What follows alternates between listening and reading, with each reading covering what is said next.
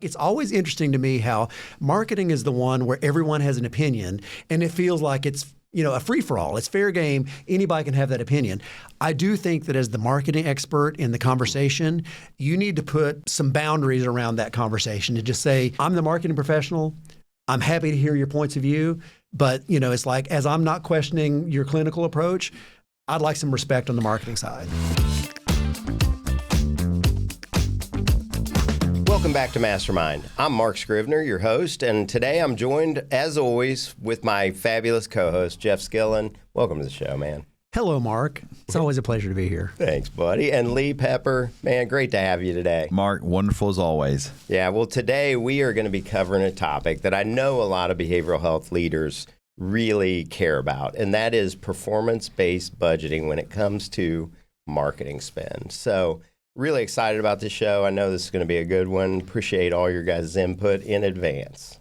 We woke up early just to talk about budgeting. Yeah, it's going to get wild in here, guys. So, well, hey, as we kick it off, let's get into it. How do people decide the right way to group budget categories when they're thinking about, setting their budget around channel, audience, program? What do you guys recommend? You'll kick it off? Well, sure.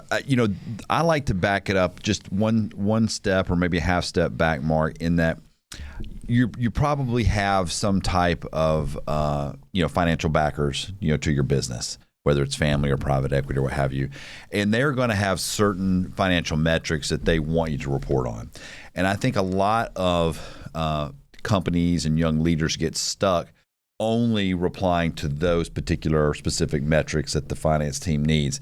And I think that what behavioral health especially needs to do, they need to sit down and have a real strong relationship with the finance team and have your metrics that are important to you and somehow map them to the metrics that finance wants to see, instead of just taking the finance metrics, which may lead you down some wrong paths if you don't have some other behavioral health metrics or marketing metrics that are really important to you. You have to understand that you have a seat at the table too, and you just need to come together and develop those. I think Lee makes such a great point here, because a lot of times I'm going to call it a marketing department, but sometimes it's just a person or that's responsible for the marketing budget.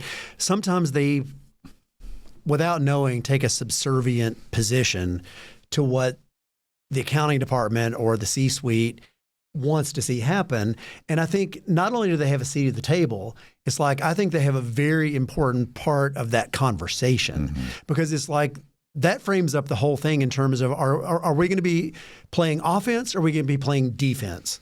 And it's we as an organization need to make a decision that's how we're going to deploy our resources. And it's how are we going to set the tone for the year? And I see so many organizations that I work with start almost from this subservient, I've got to meet what the accounting department wants. And listen, if you let the accounting department decide your marketing budget, I'm just going to say that it's you're going to be drinking out of styrofoam cups, and it's the stuff that you want to do, they're going to be questioning every decision. Well, and Jeff, you and I, we have a lot of conversations, going back many, many years on this topic, and a lot of times people will tell me, well, this is what I was given, it's what I inherited, right? And if you just stop there, you're going to have a problem. You have to understand that they hired you to be able to lead, and marketing. It can be viewed as just a tax, or it can be viewed as the revenue generating engine. So you need to approach it as you're the revenue generating engine. Yes. And you need to educate your other departments and the finance team as to these are the metrics that are important to me to driving that revenue, and this is what I'm going to be reporting. And then, but you also want to support them if they've got certain metrics that they may need to be reporting, because of bank covenants or what have you. And so you got to work together on it. I think it's. I just want to stay on this because I think it's so important to get the framing of this correct. Lee's right. It's this is the growth engine that we're talking about. Yes, when you look at your P&L, it's an expense. It is an expense that you see, but it's you need to, I think, as a stakeholder in this conversation, the conversation is not, this is who we are, The conversation is, this is who we want to be. And these are the investments that are required in order to be who we want to be. That's marketing's seat at the table. And these are the resources that are necessary for us to become who we want to be. Yeah, you guys have worked with so many different programs across the country. And I mean, I'm sure that some of them have unrealistic expectations on the metrics that they feel like, hey, if I'm going to spend X, I need to get Y. And it may be very unrealistic. Do you, when you go in, how do you sit down and how do you help them set the key metrics that are achievable as well? Like they're realistic and achievable with some sort of marketing spend around, just even their marketing and admissions. What do you guys? I mean, my approach is probably very similar to Lee's. I mean, I call it turning, you have to turn the telescope backwards, yes. Basically. And so it's like, instead of starting with here's a budget number and here's how we're going to deploy it, I like to turn the telescope backwards and say, let's just talk about our conversion rates. Let's talk about how well are we currently performing, and then using those data points to then back into or build up that budget. So, so for example, let's say, let's just keep this really simple. Yeah. Let's say that you want 20 admissions in a month. Okay. How many leads do you need to generate in order to get those 20 admissions? That all depends upon what your conversion rate is, right? So if your conversion rate is 10%, you need to generate 200 leads. Mm-hmm. Now, how are we going to go about generating those leads? What do those leads cost? But it starts from how well are you currently performing? And then, of course, you can always do things to try to improve that conversion number, but you need to start with just a baseline and then build up from there. What do you think, Lee? Yeah, I like to start with getting access to all the objective data.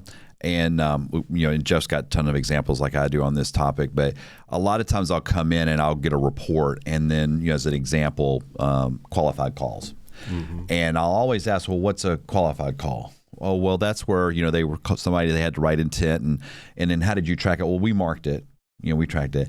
And that's very subjective as to what that quality level is. So I like to get to, well, can you give me a report that shows me all calls? Well, that's going to include... And I try to walk them through the thought process of why you want to have the objective data, mm-hmm. because we want to get all that objective data and know where our baseline is so that we can hold all the different groups accountable. So if you want to get to that qualified call, let's start with the objective, because we can go to the agency and say, we want to improve quality. We can also go to the admission center and say we want to improve training. We can also go to the finance team and say we want to improve the financial makeup. There's lots of ways to get to that without it having to be subjective. Yeah, and I mean, Lee's approaching it from sort of the top of the funnel, and I was starting at the bottom of the funnel, but the result is the same, mm-hmm. right? I mean, so the idea is how many leads is our engine currently generating? And you can break that down into various channels, and you should, right? But then ultimately that turns into overall leads generated, qualified leads generated, and then that turns into admissions generated. And each one of those percentages and those conversion points will help you determine not only how efficient you are, but then what kind of spend is required in order to generate those qualified leads. And these other departments, Mark, and finance are looking to you as from the marketing as the expert. Mm-hmm. They're looking to you to educate, to document. And I have always worked very well with the finance departments because I was very transparent.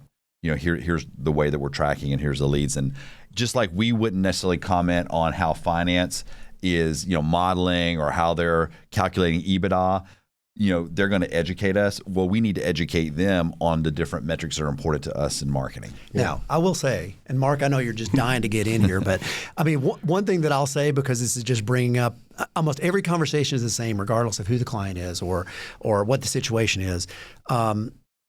Lee brings up such a great point, which is, from a marketing perspective, we're not necessarily judging how the clinical operation works or how the financial operation works. But when it comes to marketing, here's the unique thing. Everybody's got an opinion. Mm-hmm.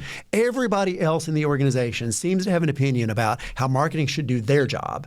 So and I'd like to think that that's not me being paranoid. I think that's just the way it is. It's just like someone in accounting thinks that your ad campaign should be different. Somebody in clinical thinks that your admissions process should be different. It's always interesting to me how marketing is the one where everyone has an opinion, and it feels like it's a free-for-all. It's fair game. Anybody can have that opinion.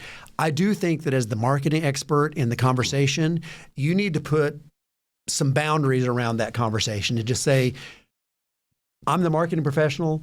I'm happy to hear your points of view, but it's like, as I'm not questioning your clinical approach, I'd like some respect on the marketing side. I think part of it, and Jeff, is alluding to this cognitive bias, the Dunning-Kruger effect is a lot of groups will refer to it as. But I think that sometimes in marketing, we're not projecting the level of professionalism that we need to. I agree. And we also need to be accountable. And I think that's where other departments, especially finance, they get frustrated because usually when they're calling Jeff and I, things are not going well. And so, when I get there, there's usually a lack of accountability, and it's a lot of finger pointing. And so I try to just lay everything. We're starting over here. Let's just get all the accurate data so that we can start. And I think that young marketers, young leaders could take a lesson there and up their professionalism. If they want to be treated that way, they need to also, act that way. Yeah. Well, you don't just make decisions off vibes, Lee. Just vibes. That's the best way. And I mean, I think the question I was going to ask you guys, just to kind of set the foundation too, is, if you talk to marketing teams across the nation, you talk to agencies across the nation, everybody, it's ambiguous on what do they qualify as a conversion or, marketing we know what leads are. Leads are everything that comes in based on the campaigns and everything we're doing out there to drive, leads to come in. And we can measure that pretty easily. But then the conversions, what do you guys see from a conversion standpoint how do you measure that? What is a true conversion for a behavioral health program? Well, let's get really micro-specific about that. I mean, just the word conversion means a change of state. Okay. Okay. So that means that something has changed. Okay. So let's look at it just, at the very top of the funnel where you've generated interest on a website and then someone has decided to either make a phone call or they've decided to fill out a form. Something has changed. They went from reading your campaign or learning about your campaign to actually showing active interest. That is a conversion. So at any point that something has changed state from 1 to 2 or from A to B, that is a conversion and that should be measured. Okay. So at each one of those decision points where a state has changed, that's a conversion. Now, here's where a lot of organizations get confused because a marketing agency, when they talk about conversion, they talk about that first conversion, which is it generated a phone call, it generated a form fill, right? Owners, and then, especially people in the accounting department, when they hear conversion, they're thinking admission. Yes. They're thinking that it's like, oh, that's actually someone who's admitted into our program. And part of our job, to Lee's point of being an expert and then being a professional about this, is teaching and explaining that there are multiple conversion levels that we're measuring to then get to that admission. But if you don't have a shared language and a shared nomenclature around specifically conversion, as you rightly point out, that sets up a huge disconnect right out of the gate. Yeah, I find the same thing with impressions. A lot of times I'll come in and the owner or founder will say, oh, well, we got 100,000 views on our website this month. And as I'm digging in, I'm like, no, you may have got 100,000 impressions. Doesn't mean they actually clicked and went to your website. Oh, what does that mean? Right. And there's an educational process, and that's where either the young marketers on the team, if they're an in-house, or the agency has really got to walk them through. All those are important to, like Jeff and I and you, Mark, all that's important data. But to the owner, founder, to the finance team, they really want to start to get to they want to understand maybe phone calls, maybe they want to understand admits, and that's fine. There's going to be other things that support that data that we need to be tracking. And I mean, hopefully we're painting a picture here where it's, if you look at this funnel and you look at various levels, at each one of those conversion point levels, you can attach a percentage conversion rate. You can also attach a dollar to that segment. So you see how, again, if you go back to turning the telescope backwards, how you can build up to a budget as opposed to starting with a number and then slicing and dicing. Yeah. Well, as we look at historical data, you talked a lot about data at the very beginning, but as we look at last year and how many conversions we got, what do you typically say to a program of hey, this year we're going to increase it by X? Is there a percentage that you look at? year over year that you try to drive towards? Well, I think that I hate to give out specific numbers like are you converting at 1%, 2%, 3% or more, because then people start to compare. And I think that the programs, there's a big difference in the geography, the types of programs. Are you cash? Are you out of network? Are you in network? So there's lots of variables. You can get to a number and you should have a range. And so that I think that's very fair. Let me just add to that because I think it'd add a really good point. The other thing is not only are programs different and regions are different and payer mix is different, length of stay is different. And then so it's like you need to take a look at the total number of beds that you're looking at and what is your average length of stay, and then what does the turnover of that look like, and how many turns in a year are you looking at in terms of your entire program. If you want to maintain 80, 85, 90% occupancy, then there's a very simple formula where you can say length of stay and then how many times does that actually turn over in a year, and you'll know the number of admissions you need to have in a year. Yeah, I think it's fair to say, like going back to the foundations days, I think it's fair to say that we improved our overall triage conversion rate throughout the time that I was there. But I will say some of that is because we opened up programs in other parts of the country. Right. Because that's the other thing, when you're thinking about the conversion rate, it's not always just about, well, is my marketing better? Is my call center trained? Those are all super important. But also, when you can remove barriers to access your treatment, so whether that's insurance contracts or whether that's geography, people have to travel less, maybe it's different levels of care you're now offering, that can also improve your triage rate because now you're offering a full suite of programs. And so if you've got one location, you would expect that your conversion rate's not going to be as good as a Foundations, as an Acadia, as a Summit. Yeah, there's a reason these platforms work well. It's because they're efficient. I mean, they're extremely efficient. So it's like if you generate X number of leads, chances are you've got a solution.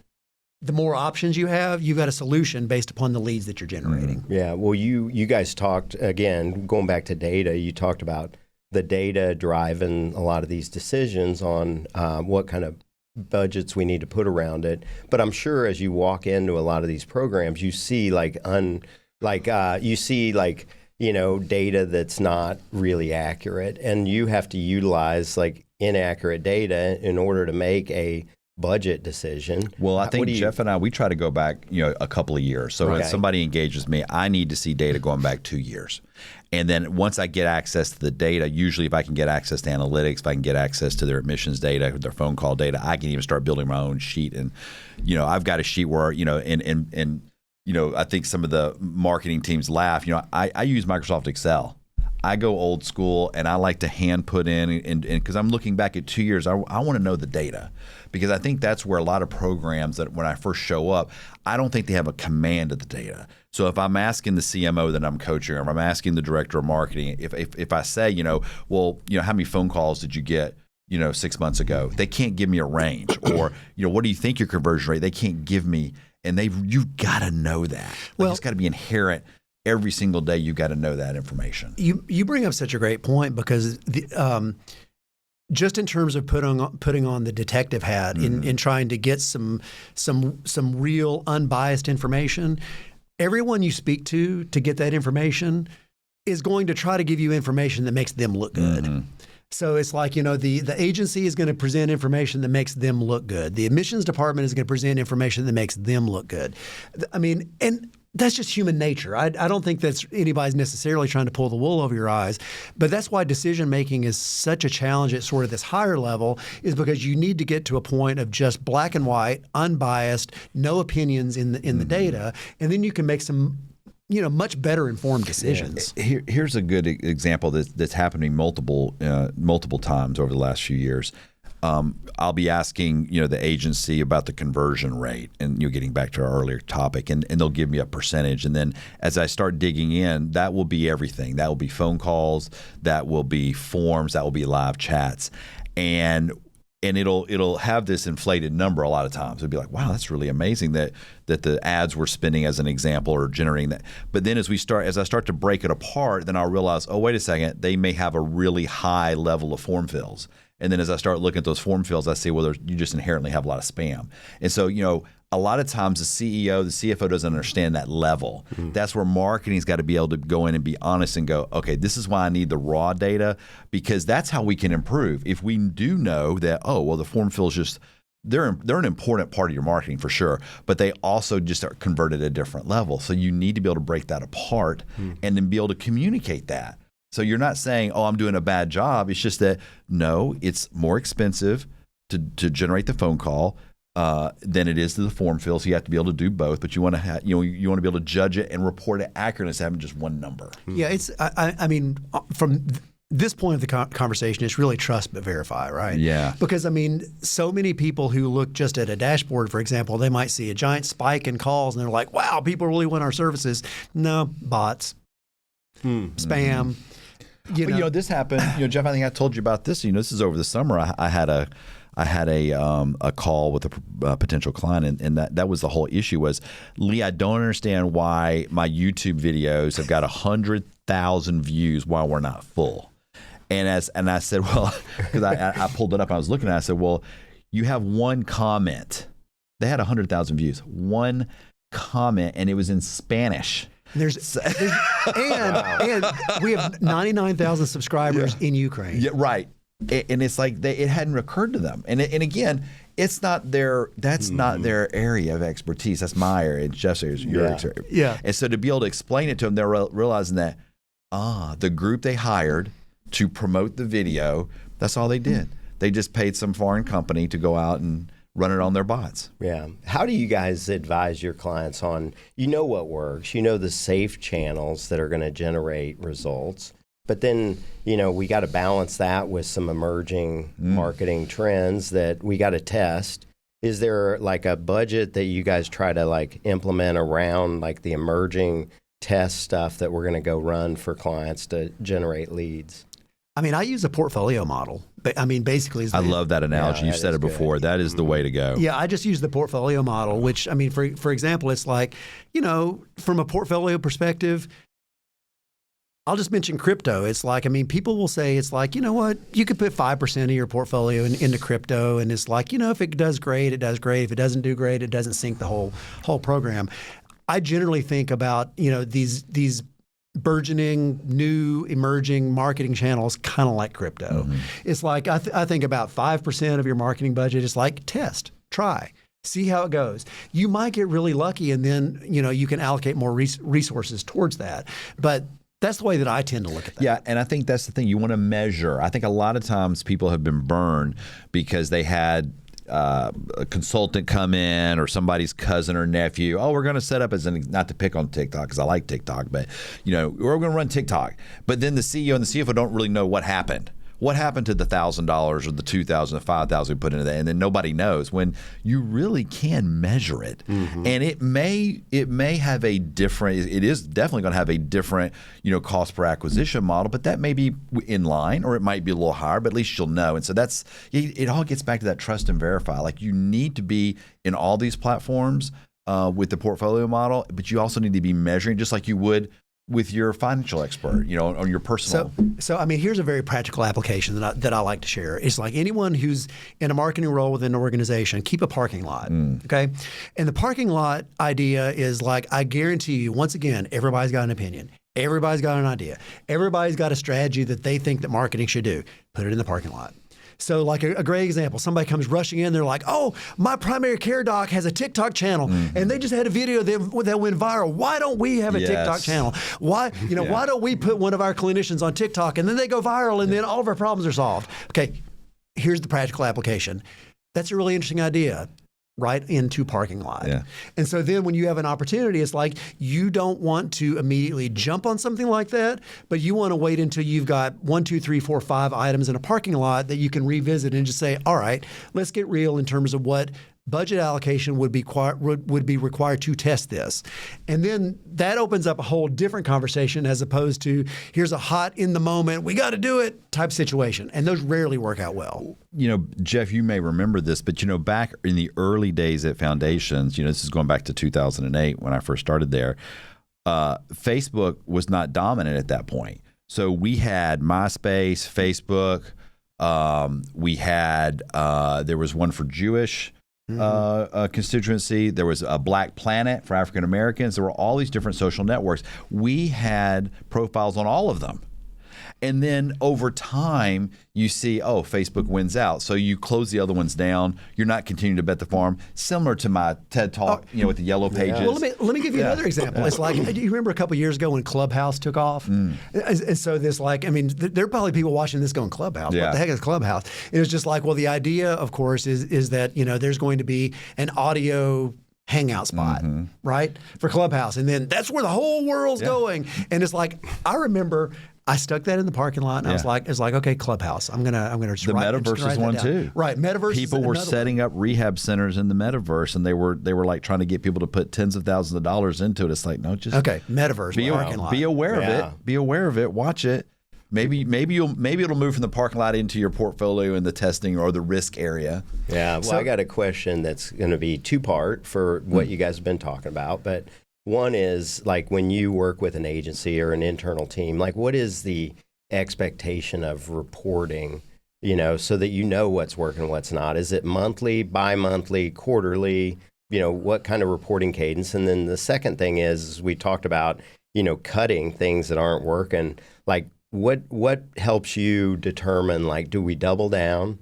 Do we keep it status quo? Do we cut back, or do we cut it all together? Like in any of these channels that we're going to test out. I'm trying to think of where to start that. So the reporting cadence. Well, the one thing I would say is that as the owner of the behavioral health center, you know your business better than any agency you may work with. So you have to understand that you're going to need to educate and train and partner with, if you're going to use an agency. And I've worked in both models, agencies and internal. But you can't just say, turn it over and then just let me know. Like, you have to be intimately involved. They have to be at your shop. You need to be at their shop. You need to be really tied at the hip if you really want to have success. So one is breaking down those barriers, having a lot of transparency, and being in lockstep.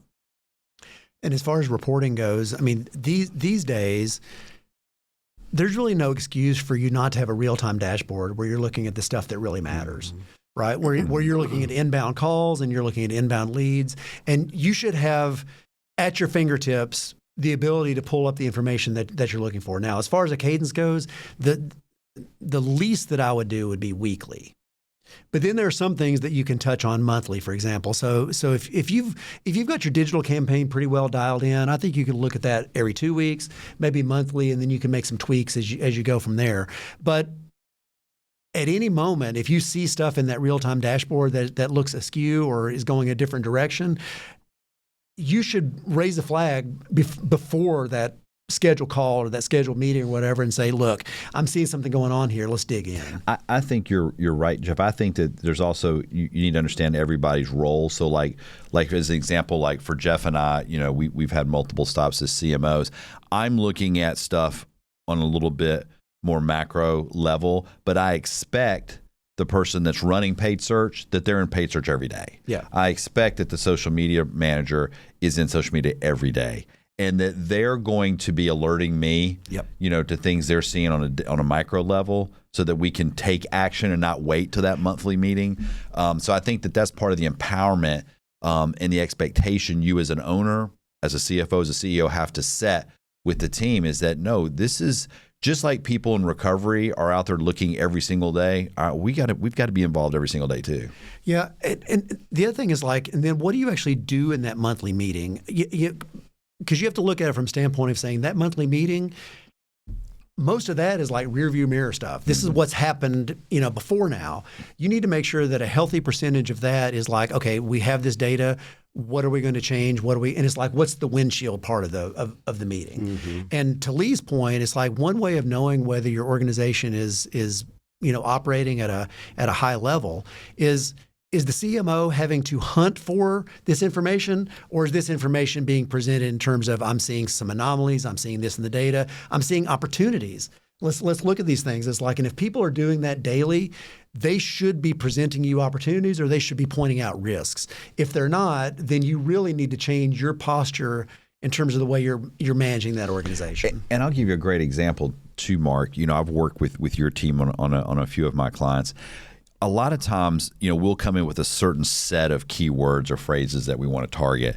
And the best way to really understand how that's working is being tied in with the admissions team, because we may, in our mind, say, well, we can create this website, this ad campaign on paid search, what have you, to go after these terms. But is the admissions team, are they ready to handle and service those kind of questions? Like DBT is an example. Okay, well, great. I can give you lots of DBT calls or EMDR calls, but is your team ready to handle it? Right. And then further down the line, clinically, are we doing a great job with our DBT clients and our EMDR clients so that we keep them? So there has to be that kind of really tight coordination, or your data could look like, oh, wow, we're killing it. We're getting all these EMDR and DBT, but yet maybe we can't service them very well. Right. So that's where you've got to have that full transparency, because we're all trying to do the same thing. Well, we want to deliver the best kind of call that our center can handle and then treat the best. There we go. I mean, it seems so elementary, but it's so critical to point out. It's just like, yeah, we can generate leads that for specific things. Yeah. But if the admissions person can't explain EMDR, you've wasted that call. If our team is actually not proficient, or it's not an efficient modality for us to actually do EMDR, why are we doing it? And it's like, it seems so simple and so elementary, but it's like sometimes you just got to have that conversation. I mean, years ago we had, we kind of opened up the fire hose because we had a big call center. We had been around for a number of years. We're ready to rock and roll. We can bring all comers. But what we really didn't have was a way to service the Medicaid population, because our partner in that situation wasn't able to really handle. And so all of a sudden it got a little wobbly there for a minute, because we're bringing in all these leads, but we could not, on the marketing side and the reporting side, justify the spend because we weren't seeing the value downstream from out referring to our Medicaid program. And so that all of a sudden can cause you to make some poor decisions potentially. Great insight, guys. One thing that you said, though, that I think could be it for a future episode is like running a proper marketing quarterly review or a monthly quarterly review, like with your marketing agency, your marketing team. What should executives expect in those meetings? Could be a good future episode for us. Well, if you think about it, it's like, let's just look at the basics. I mean, there's the weekly meeting, there's the monthly meeting, there's the quarterly meeting, and there's the annual meeting, right? And it's like each one of those needs to have a different purpose. Each one of those needs to have a different sort of structure around it. Even though the data is going to be similar, it's like you're going to be approaching it from a different decision point. Yeah. And if you're listening to this episode and you haven't done your 2026 budgeting meeting, you have a problem. But Lee, this is the year. This is the year that I'm going to make full advantage of my gym membership. Yeah. This is the year. It's like, oh man. No, I can't wait until it's like, I mean, literally tomorrow. It's like, knock wood, I've been very on track with my fitness routine, as I have for like the last decade. But I will say, it's like, I really, really do not look forward to what tomorrow is going to bring when I show up at the gym. No parking. There'll be no parking. But I'll bet you, and this is going to be overly generalized, but I'll bet you a good number of those people probably haven't set a budget for this next year. Just like a lot of people, to Lee's point, if you haven't done a 2026 budget, it's just like, when's the best time to do your 2026 budget? It would have been yesterday. Yeah. But if you haven't done it, how about today? There you go. Two-part question again, but like a mindset shift that you think like behavioral health leaders need to make when they're putting together a performance-based budget, like what do you see? And then like an easy one is, and it may not be easy, but is there a percentage that you guys go based on the revenue, like you should be allocating X% to your marketing budget? Is that too general? No, we've talked about that. I will say, and I'll speak in generalities, and then we can talk specifics in terms of percentages. But what I find is that most programs fall into sort of three categories. And the most typical one, they start off with sort of we have a good enough mentality. It's like, you know what, last year was pretty good. Let's just kind of stick with that. It is like, and then there's the ones that are like, yeah, we're really behind and we're kind of struggling. And then there's another one. There's another one that's like, we're constantly pushing. I think it's important for people to decide what bucket they want to be in. And I think, honestly, it's like from the Goldilocks perspective is you don't want to be pushing so far where you're falling short. But I think you always want to be pushing beyond what you did the year before and a little bit beyond what you think is capable to keep people sharp and focused. So, I mean, it's never good to be in the category where we're really struggling, we're really behind, because then you start to make desperate decisions.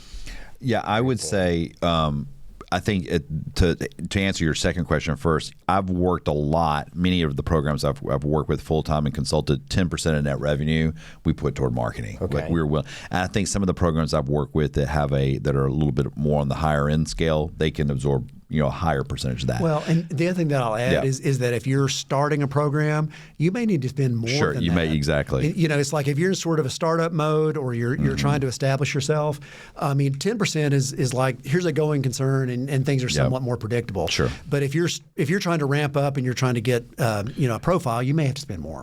And then the first part of your question, I believe it is fair to have as goals to increase your whatever you're judging your conversion rate as an example, by 10%, 15%, every year you want to increase that. I think that's fair to measure that. And I think one of the key things is to make sure that everybody's in alignment, that your CFO and your CMO are connected. Mm-hmm. You can't have just one department with this 10 or 15% goal, but then finance doesn't necessarily get, because all of a sudden then you'll create lots of finger pointing and people making decisions outside using their cognitive bias to kind of come into your area. Everybody needs to be very connected and in lockstep for you to be able to make the decisions. And, we worked at Foundations, we had a great system where we were always reading books like Good to Great and going through the 5 dysfunctions of the team, which were very helpful in us breaking down some of these barriers and having honest conversations. So if I was having a struggle with somebody in the admissions team or with finance or with HR, like we had a very friendly, safe space that kind of voiced those concerns with the goal of, no, we're trying to improve. We're trying to make that 10 or 15% improvement. This may seem really elementary, but what goes that's inherent to the point that Lee just made, not only does the CMO and the CFO need to be in lockstep, but it's like, what's the growth plan for this organization, right? Because it's like, we're growing marketing by 10 to 15%, leads by 10 to 15%. Are we growing the number of beds? Are we growing our capacity at that level as well? And it's like, there's a lot that goes into how we're going to expand, into what markets, into what territories, into what locations. And so those decisions don't happen, in days. Those decisions happen in months and maybe in quarters. Mm-hmm. Yeah. So it's like all of that needs to be tied together. And I know that may seem obvious, but you don't want to generate more leads just for the sake of generating more leads. It's like you need the capacity to fill. Mm-hmm. Great insights today, guys.